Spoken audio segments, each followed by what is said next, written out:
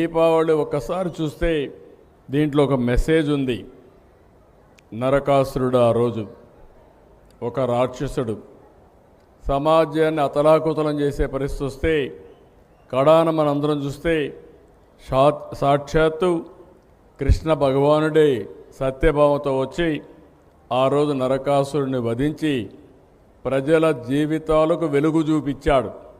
అందుకే ఈరోజు మనం అందరం దీపావళి పండుగ చేసుకుంటున్నాం. ఇది చూసిన తర్వాత మనం గుర్తుపెట్టుకోవాల్సింది, ఇంత మునుపు కూడా చరిత్రలో కూడా చాలామంది రాక్షసులు ఉంటే ఆ రాక్షసుల్ని ఎవరూ ఓడించలేకపోతే, లేకుంటే వాళ్ళని తుదముట్టించలేకపోతే కడాన భగవంతుడే వచ్చి వాళ్ళని శిక్షించి సమాజాన్ని కాపాడారు.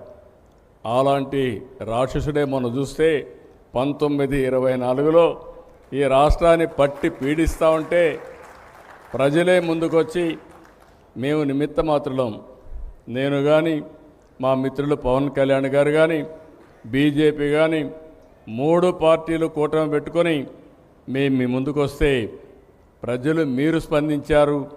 94% స్ట్రైక్ రేట్ అంటే నా రాజకీయ జీవితంలో ఆంధ్రప్రదేశ్లో ఎప్పుడూ చూడలేదు.